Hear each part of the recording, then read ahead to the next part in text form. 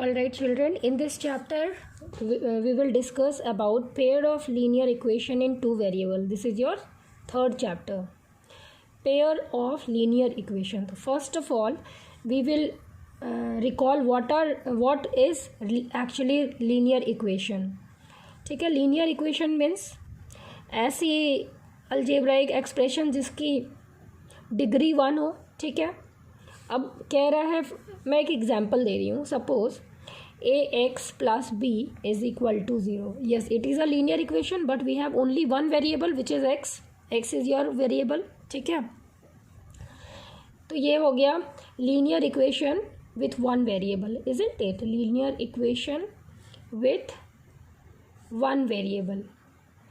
अब जो है, सपोज ऐसा इक्वेशन हो ax plus by is equal to suppose c, where a b c all belongs to real number. ठीक है, and x and y are two variable. x and y are two variable. तो देखिए यहाँ पे ये linear equation है क्योंकि degree 1 है और वेरिएबल कितने हैं, 2 वेरिएबल हैं. तो ऐसे इक्वेशन को हम लोग क्या कहेंगे, linear equation in 2 variable. Linear equation in 2 variable. अब यहाँ लिखा pair of linear equation in 2 variable. That means we need 2 linear equation with 2 variable. A pair of that will be termed as pair of linear equation in 2 variable. See, a1x plus b1y plus c1 is equal to 0. Suppose one equation, and another is a2x plus b2y plus c2 is equal to 0. So both of them are together called as pair of linear equation. Pair of linear equation in 2 variables. All right, clear है? Now a1 comma a2, b1 comma b2, c1 comma c2 all are real number, all belongs to real numbers. ठीक है, provided a1 square plus b1 square is not equal to 0 implies a1 square plus b1 square is not squaring कर दीजिए तो not equal to 0, और and a2 square plus b2 square is not equal to 0. ऐसा इसीलिए है कि इन दोनों में से कोई भी अगर ज़ीरो हो जाता है तो वो लीनियर इक्वेशन इन 2 वेरिएबल नहीं रहेगा, इज़न्ट इट? तो इन दोनों की स्क्वायर का जो एडिशन होना चाहिए वो ज़ीरो नहीं होना चाहिए. ठीक है, दोनों नॉन ज़ीरो. इसका मतलब कि इनकी स्क्वायर की जो एडिशन होगी वो ज़ीरो नहीं आनी चाहिए, वो नॉन ज़ीरो होनी चाहिए. अदरवाइज़ ये pair of linear equation exist नहीं करेगा. क्योंकि आप खुद ही सोचिए, अगर a1 स्क्वायर ये अगर ये टर्म ज़ीरो होता है, एटलीस्ट ये टर्म होना चाहिए, और अगर ये दोनों ही ज़ीरो हो जाते हैं तो ज़ीरो की स्क्वायर ज़ीरो, तो सिर्फ एक कांस्टेंट टर्म बचेगा, तो फिर pair of linear equation exist नहीं करेगा. इसीलिए ये कंडीशन इम्पोज्ड है. All right, we have nothing to do much with this. We want to know these two are linear equation with variable x and y, and a1 b1 c1 a2 b2 c2 all are real number. ठीक है, यहाँ तक clear है. अब यहाँ पे क्या क्या कंडीशंस हो सकते हैं, तो आप देखिए, मैं 3 ग्राफ ड्रॉ कर रही हूँ. तीनों ग्राफ में आप देखिए, सपोज़ कोई लाइन है ऐसे जा रही है. ठीक है, और एक और लाइन है जो ऐसे जा रही है, सपोज़ ऐसे जा रही है. तो ये दोनों किस तरह की लाइन है, सपोज ये दोनों पैरेलल लाइन है. ठीक है, कैसी लाइन है, पैरेलल लाइन है.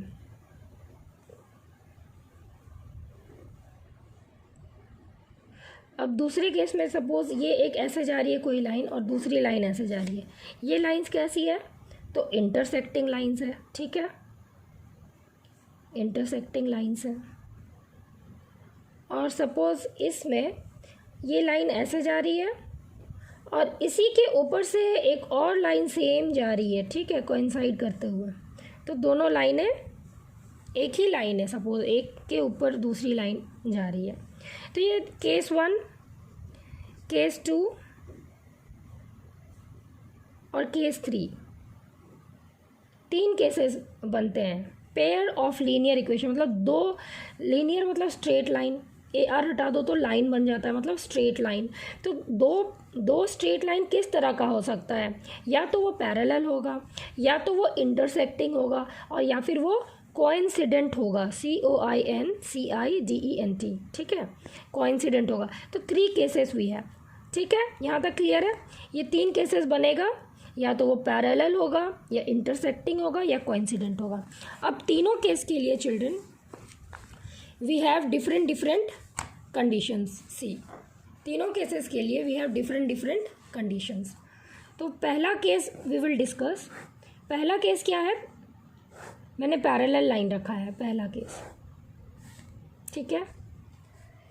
तो इस केस में जैसे मान लीजिए आपका 2 इक्वेशन है, a1x plus b1y plus c1 equal to 0, a2x plus b2y plus c2 is equal to 0, ठीक है। 2 इक्वेशन दी हुई है।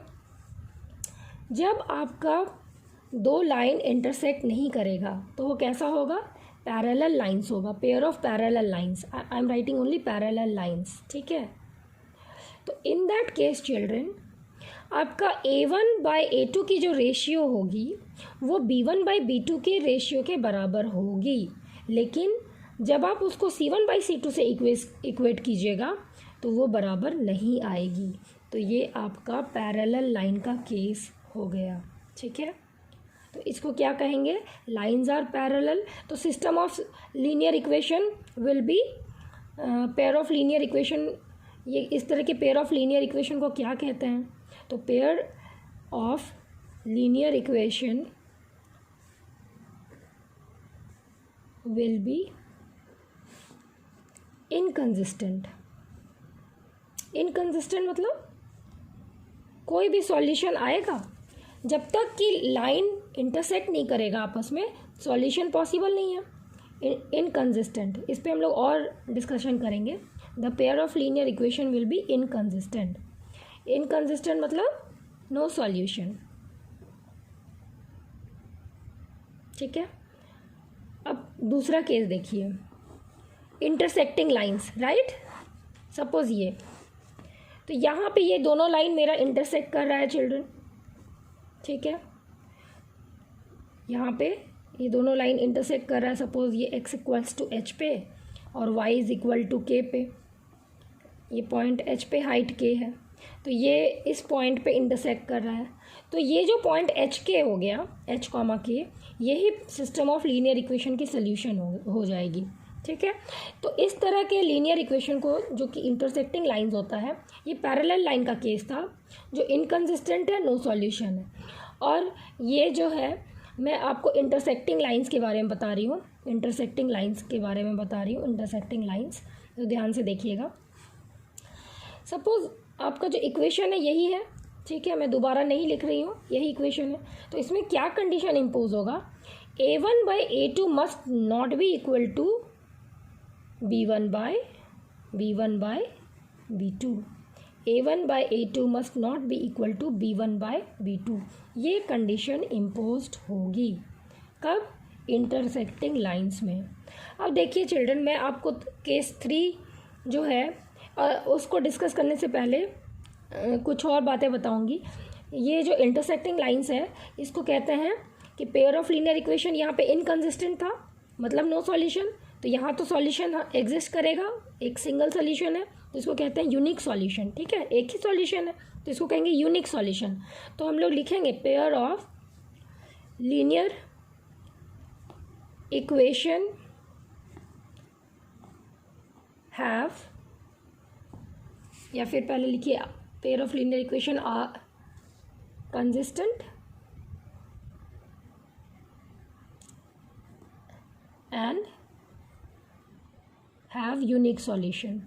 यूनिक सॉल्यूशन, तो यहाँ पे था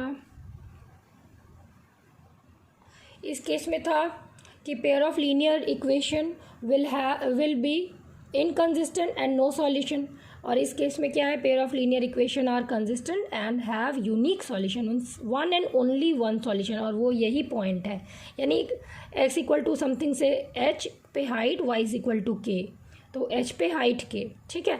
अब एक बात ध्यान से सुनिए, ये है कि केस 1 में जैसे हम लोग बातचीत में भी कहते हैं कि जब किसी से बातें करते हैं और अगर मान लीजिए हमारे थॉट्स सिमिलर नहीं हैं, तो कहते हैं, मान लो कोई कंक्लूज़न नहीं निकला, दो लोग हैं वो आपस में बात कर रहे हैं, तो मान लो उनका कॉमन थॉट बिल्कुल नहीं आ रहा है, एक कुछ और सोच रहा है तो दूसरा कुछ और सोच रहा है, तो इस केस में क्या कहेंगे कि उनके थॉट्स पैरेलल हैं, बोलते हैं ना, seems like their thoughts are parallel, they are not intersecting.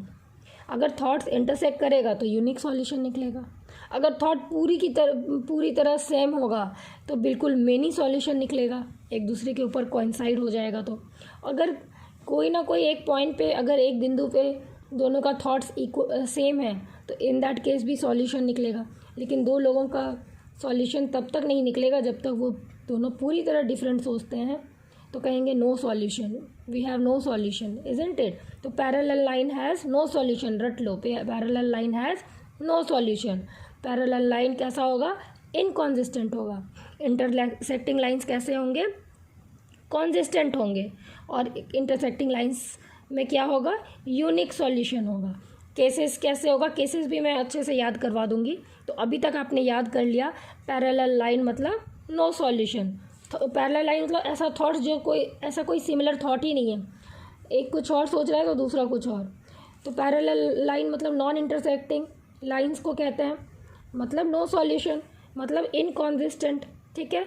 मतलब a1/a2 is equal to b1/b2 but not equal to c1/c2, and if a1/a2 is not equal to b1/b2, in that case we'll get intersecting lines which will be consistent and will have unique solution। यहाँ तक clear है। अब हम लोग discuss करेंगे infinitely many solution भाई किस case में होगा, ठीक है। तो केस 3 क्या था, कोइंसिडेंट लाइंस को डिस्कस करेंगे। तो हम लोग केस 3 है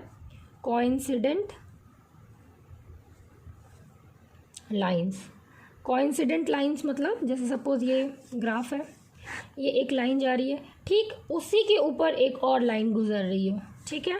तो ये लाइन 1 है, ये लाइन 2 है, दोनों आपस में गुजर रही है। तो इन दैट केस क्या होगा children, a1/a2 is equal to b1/b2 is equal to c1/c2। तो ये ऐसा केस बनेगा, ठीक है। इसको कहते हैं कोइंसिडेंट लाइन। तो इसमें system of pair of linear equation कैसा होगा, here the pair of linear equation will be pair of linear equation is consistent but dependent, consistent and dependent means many solution, it will have infinitely many solution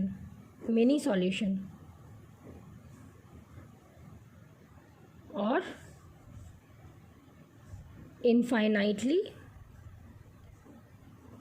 many solution, all right। so this ये दोनों बातें हैं। एक बार फिर coincident line क्या है कि जब एक लाइन के ऊपर से ही दूसरी लाइन गुजर रही हो उसको कोइंसिडेंट लाइन कहेंगे। इन that case pair of linear equation is consistent and dependent, it will have infinitely many solution. The case will goes like a1/a2 is equal to b1/b2 is equal to c1/c2. Now there are several methods we can solve these pair of linear equation.